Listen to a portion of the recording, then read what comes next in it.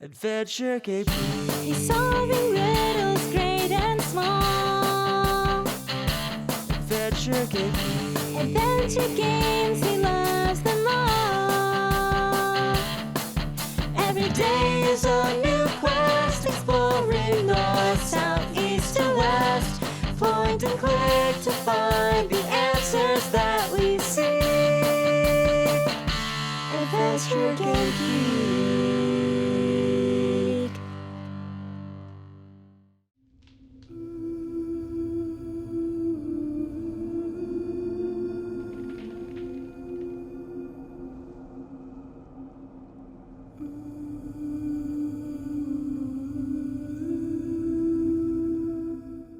Hello there, fellow adventurers. Tonight, we're going to be taking a look at one of my favorite adventure games.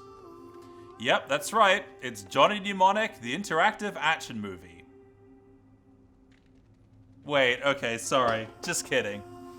It's actually The Lost Crown, a ghost hunting adventure. This game was developed by the enigmatic Jonathan Boakes, the man behind the Darkfall series. Boakes is joined by Barrow Hill developer Matt Clark, who gets special thanks for his patience and marvelous particle inventions, as well as voicing some of the characters. Mr. Danvers! Saxton treating you well, is it? We play as Nigel Danvers, who's on the run from his employers at Haddon Industries after hacking into their computer and uncovering some strange supernatural goings-on. Kind of like Curtis Craig in Phantasmagoria 2. Nigel can't escape his destiny, however, and is plunged into the greatest ghost hunt of his life, which leads him in search of the fabled Anglo-Saxon crown. He arrives on the Hogwarts Express at Sedgemarsh Station, near the coastal town of Saxton. A town? The town of Saxton? Is there an echo in here? The first thing you'll notice is the game's unique visual style, similar to the Cat Lady, where everything is in black and white with splashes of colour here and there.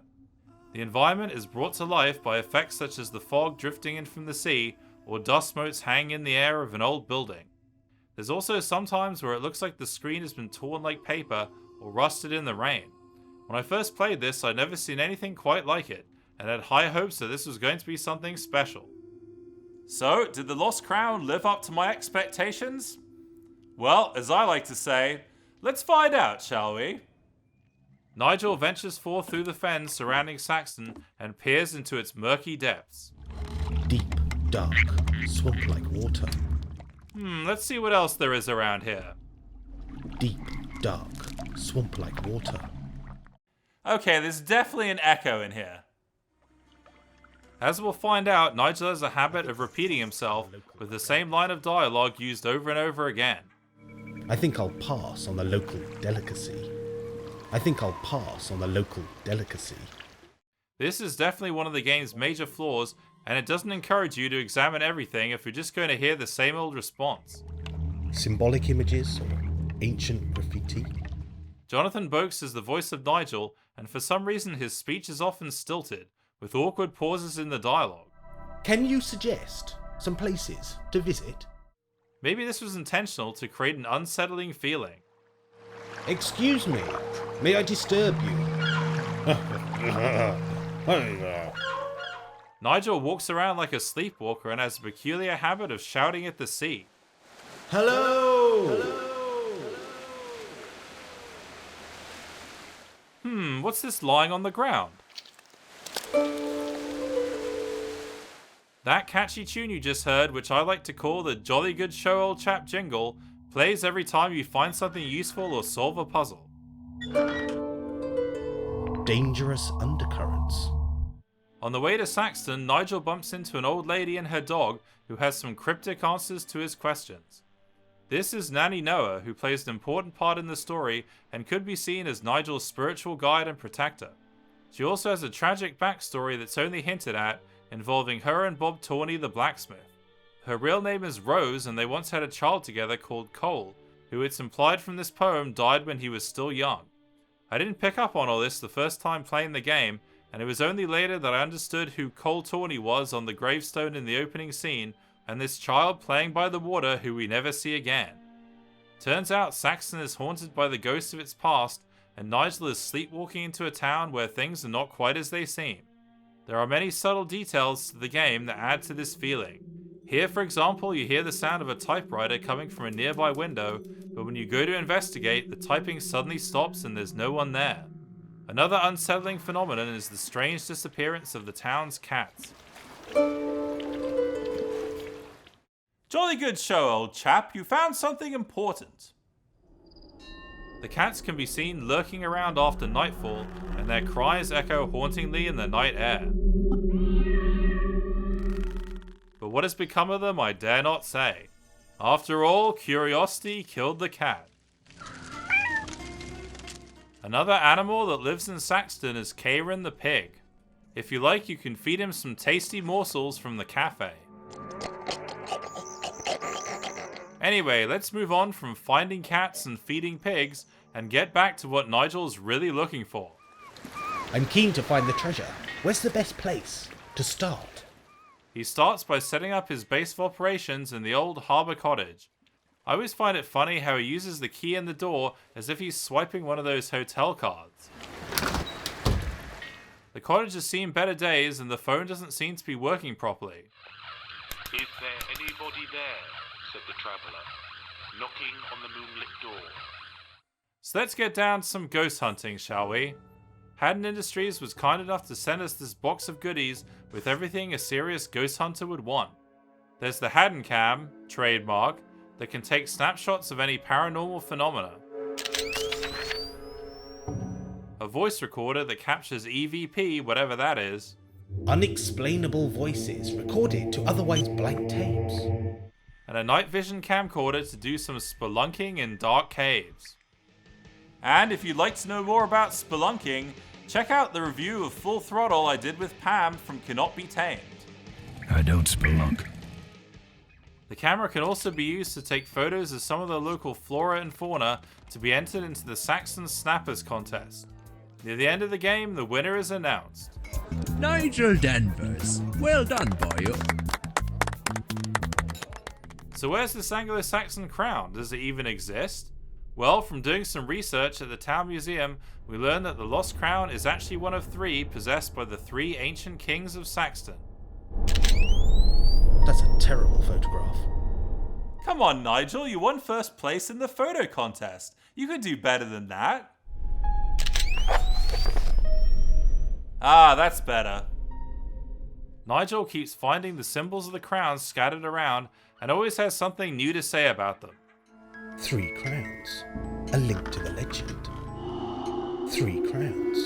A link to the legend. 3 crowns. 3 crowns. 3 crowns. The tapestry features 3 crowns. This location is Northfield Church, which isn't accessible until we solve this puzzle in the dark and ominously named Carrion Wood. When all the stones are aligned, the way onwards is revealed. Jolly good show, old chap. You solved the puzzle. The rector of the church don't believe in no ghosts. Please don't be offended, but is the church haunted? Spooks, ghosts, ghoulies, and phantasmagoria.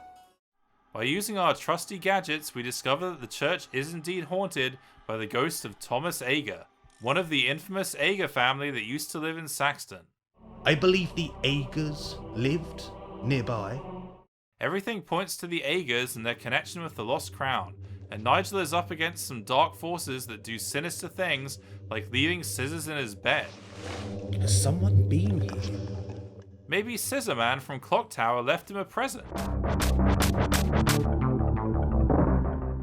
Nigel decides to venture out at night and explore the train tracks, despite everyone warning him not to. Oh, don't worry yourself. Just stay away from the train tracks. I think this might be a good time to save our game. It's a nice touch how the save and load options are tarot cards, as if you're writing your own destiny. Okay, now we're ready to go. There's something wrong with the signal. Is it stuck? Nah, I'm sure it's just the wind. Nothing to worry about.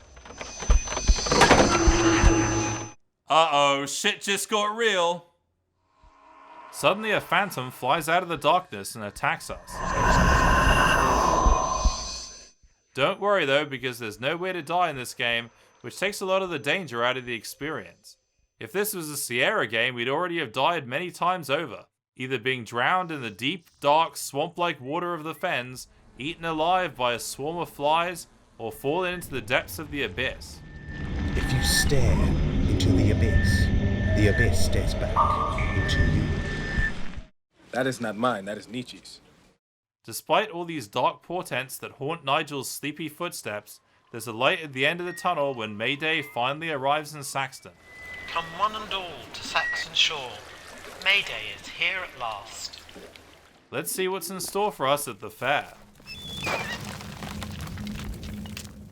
Wait, that's not... Karen? The pig? All this time we were feeding him. And we were just fattening him up for the kill. I think I'll pass on the local delicacy. Well, without Karen, I don't really have the heart to go on. And in any case, I don't want to give away too much of the story. Let's just say that in the end, Nigel doesn't quite get what he bargained for. Tell me, will I find the lost crown? That which is lost may not be found. But I will find it. It shall not be. So, despite its flaws, which is mostly due to the suspect voice acting, Frederick Ager. The Lost Crown stands up as one of my favorite adventure games. It has an incredible atmosphere, a good variety of puzzles, and some quirky but memorable characters. I'm Nigel Danvers, and you are... There's a sequel called The Lost Crown Black and Rock, which has been in the works for several years, and according to the latest update from publisher Iceberg Interactive, it apparently has around 100 hours of gameplay. I've never heard of an adventure game that long, but at the pace that Nigel walks, that might actually be true. I'm going to give The Lost Crown 8.5 rubber chickens with pulleys in the middle. And now it's time to finally fulfill a promise I made to Uzi Suicide 666. That's right, I'm gonna be playing Harvester. This game is infamous for its violence and gore, so I'm prepared for anything. Oh, this looks like a quiet, friendly, suburban neighborhood. What's all the controversy about?